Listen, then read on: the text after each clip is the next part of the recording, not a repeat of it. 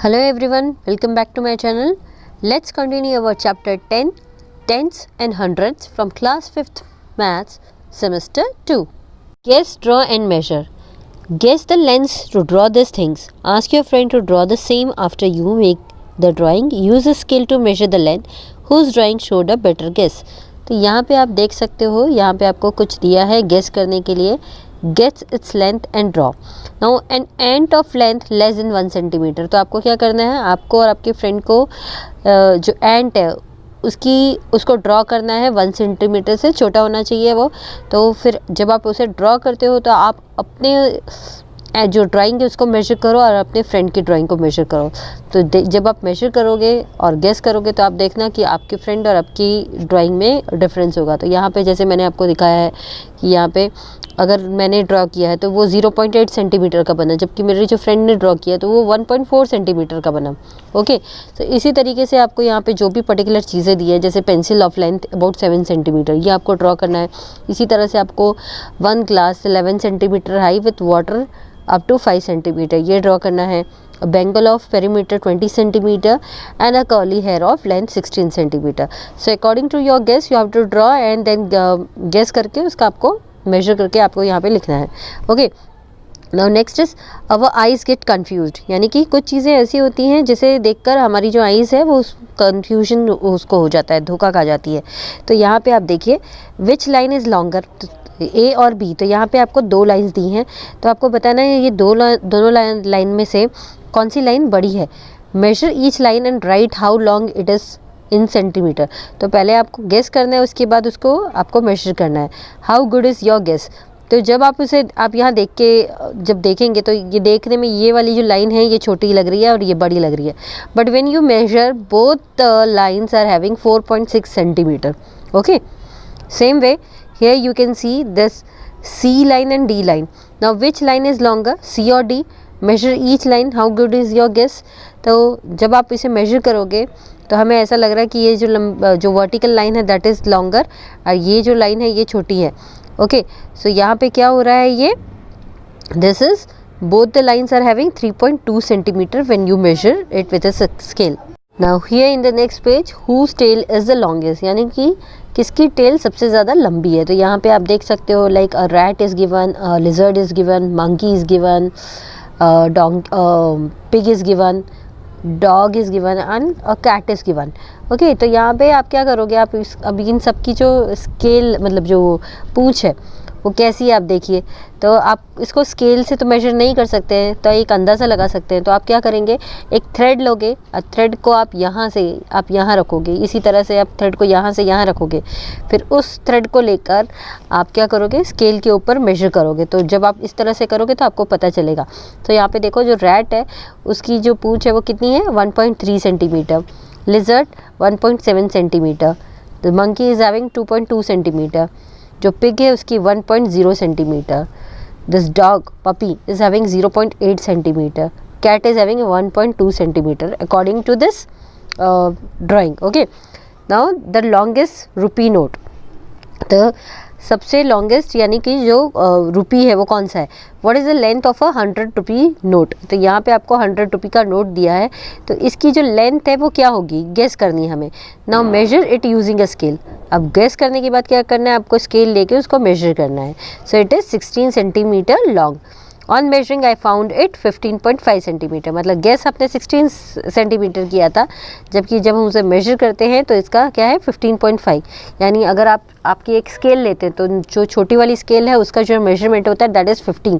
So 15.5 centimetre is. Now guess the length and width of many other things. Measure and find the difference between your measure and your guess. तो इसी तरह से आपको यहाँ पे बहुत सारी चीज़ें दी हैं, आपको करना है. जैसे 100 रुपी का नोट है तो ये गेस करना है आपको, उसकी लेंथ, यहाँ पे विड्थ, और फिर एक्चुअल में आपको उसका मेजर करके यहाँ पे लिखना है. Same way 10 rupee, 20 rupee, 5 rupee, post card and math magic, यानी कि जो आपकी ये जो बुक है उसको भी आपको गेस करके लिखना है और फिर एक्चुअल में मेजर करके लिखना है. Now next is at the market. तो यहाँ पे आप देख सकते हो बहुत सारी आपको यहाँ पे आर्टिकल्स दिए गए हैं, मतलब आइटम्स दी गई हैं. यहाँ पे देखो, यहाँ पे जो एग का ट्रे है, सो 1 एग इज़ हैविंग 250 रुपीज़. ठीक है, एक एग जो है उसका क्या प्राइस है, 2 रुपीज़ 50 पैसा. Same way this is a clock तो क्लॉक का जो प्राइस है दैट इज़ 567 रुपीज़ 25 पैसे। इसी तरीके से यहाँ पे ये जो सोप है इसका 8 रुपीज़ 75 पैसा है। मैच बॉक्स, एक मैच बॉक्स का 50 पैसा है। यहाँ पे आप देखिए ये जो स्लीपर्स है इसका 32 रुपीज़ 99 पैसा है। ये हैंडबैग का है उसका 120 रुपीज़ 50 पैसा है। And the pen is having 6 rupees 50 paisa. Now based on this articles we have to solve out the next question answers. Look at this funny price 32 rupees and 99 पैसे, but if we give 33 rupees they don't give us back 1 पैसा। तो यहाँ पे जो लड़की है वो बोल रही है कि देखो कितना फ़नी प्राइस इन लोगों ने रखा है, 32 रुपीज़ और 99 पैसा, यानी कि 32 रुपीज़ 99 पैसा यानी 33 रुपीज़ अप्रॉक्स हो ही गया। सो अगर ये प्राइस रखते हैं तो वो लोग हमको जो 1 पैसा है वो वापस थोड़ी देने वाले हैं। So what part of a rupee is 1 पैसा, तो रुपी का कितना पार्ट 1 पैसा होता है। This is only to fool us by showing 1 paisa less.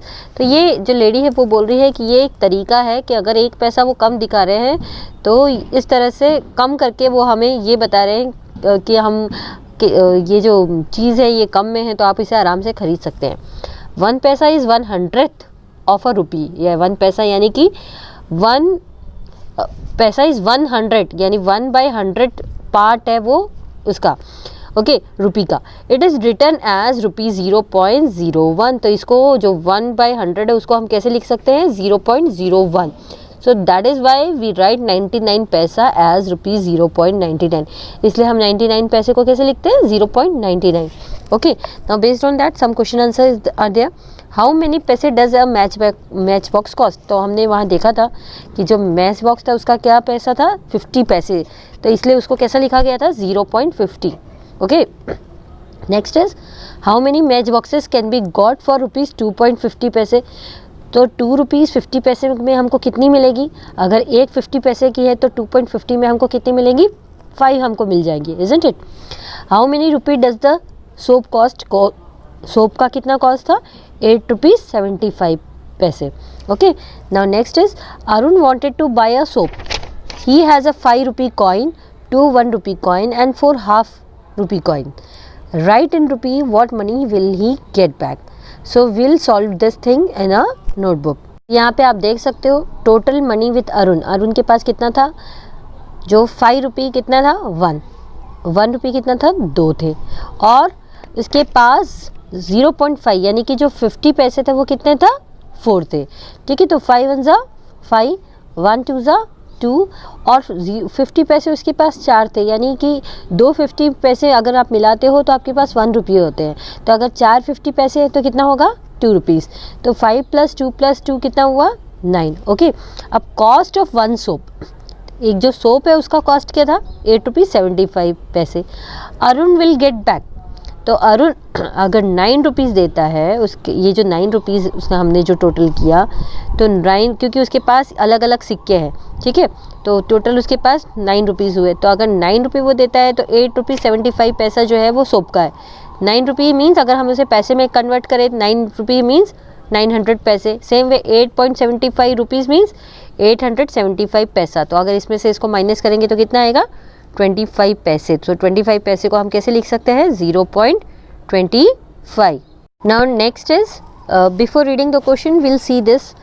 Kannan take rupees 60 and buy 1.5 dozen eggs, यानी कि कन्नन जो है वो 60 रुपीज़ लेता है और 1.5 डजन वो एग खरीद रहा है। You can buy pens with the money left, और जो पैसे बचे हैं उससे वो अपनी पेन्स भी खरीद सकता है। तो ऐसा करके उसकी मम्मी उसको पैसे देती है। अब यहाँ 5th जो क्वेश्चन है उसमें 2 पार्ट है, ए एंड बी। हम पहला देखते हैं। An egg cost 2.5 rupees, how much will 1.5 dozen cost. तो एक एग का कॉस्ट कितना है 2.5 रुपी, तो 1.5 डजन का कॉस्ट कितना होगा। देखिए cost of an egg is rupees 2.50 पैसा। ओके, 1.5 डजन कॉस्ट 12 + 6, 1.5 मतलब 1 डजन में 12 एग आएंगे और हाफ डजन है उसमें 6 होंगे, ठीक है। सो 12 + 6 टोटल कितने एग्स हुए हैं 1.5 डजन में 18 एग्स। तो कॉस्ट ऑफ 18 एग्स हमें फाइंड आउट करना है। ओके, सो 18 अब मल्टीप्लाई 2.50 हमने क्यों किया, क्योंकि एक एग का कॉस्ट 2.50 है। तो 18 मल्टीप्लाई 2.5, सो 80। अब इस तरह से अगर हम इसको करते हैं तो ये थोड़ा सा डिफ़िकल्ट हो जाता है बच्चों के लिए, तो हम क्या करेंगे, 18 हमने कर दिया, इसको हम थोड़ा सा अलग अलग कर लेते हैं। 2.50 में से 2 हम ले लेते हैं पहले, सो 18 मल्टीप्लाई 2 दैट इज़ 36। अब वापस से 18 ले लेंगे, 18। अब ये हमारे पास जो 50 पैसा बचा है तो हम इस 50 को भी काउंट कर लेते हैं।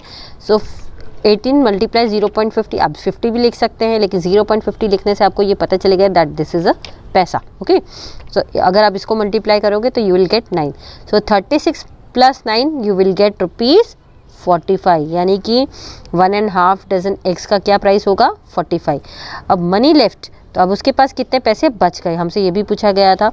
तो उस जो कन्नन है उसकी मदर उसको 60 रुपीज़ देती है, तो 60 माइनस 45, सो उसके पास कितने रुपए बचे, 15 rupees. Okay, now will see the next question. Now next question is how many pens can Kannan buy, how much money is left. तो अब जो पैसे उसके पास बचे हैं उसमें से कन्नन कितनी पेन्स लेगा और उसके पास कितने पैसे बचेंगे। कि कॉस्ट ऑफ ए पेन, यानी जो पेन का कॉस्ट था वो कितना था, 6 रुपीज़ 50 पैसे। ओके, कॉस्ट ऑफ 2 पेन्स, तो अगर 2 पेन लेता है कन्नन तो कितना होगा, तो 2 मल्टीप्लाई 6.50 दैट इज़ ₹13। 2 पेन का उसके पास कितना प्राइस पड़ेगा, 13। अब उसके पास 15 रुपीज़ बचे थे, तो money left 15 rupees.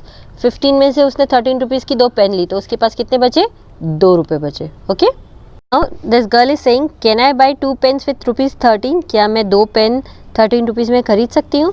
The price of 2 pen is ₹13, तो 2 पेन का जो प्राइस था वो कितना था, 13।